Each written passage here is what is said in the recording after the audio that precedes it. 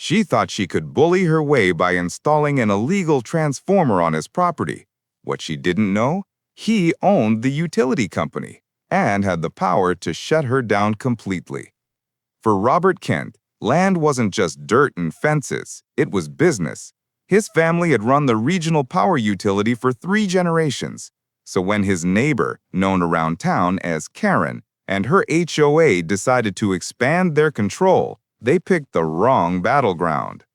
It started when Robert noticed survey stakes driven into the corner of his acreage. A week later, heavy equipment rolled in. By the weekend, a full-sized electrical transformer was planted squarely on his land. The HOA president, Karen herself, bragged to neighbors that she'd secured a new power source for their community without waiting on useless bureaucracy. Robert didn't argue. He didn't even call the HOA.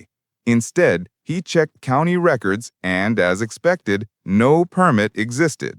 The transformer was unauthorized, illegally installed, and dangerous. Worse, it was sitting on his deeded property. So Robert made a single phone call to his own operations manager. Within hours, a utility crew arrived in marked trucks. Karen stormed out, clipboard in hand, shrieking about HOA authority. But Robert simply showed the crew his deed and their work order. The men powered down the transformer, disconnected the illegal lines, and hauled the equipment onto flatbeds. The neighborhood lost electricity for exactly 2 hours until the utility restored the original safe connections. Karen, red-faced and fuming, filed a complaint, but the county inspector didn't take her side. Instead, the HOA was fined heavily for illegal construction and trespassing.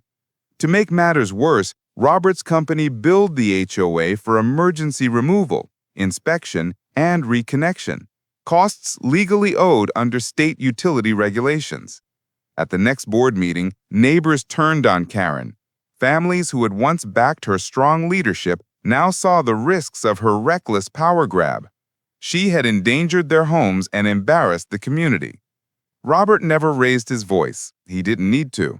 He simply reminded them that the real power in the neighborhood came through legal rights, not HOA arrogance.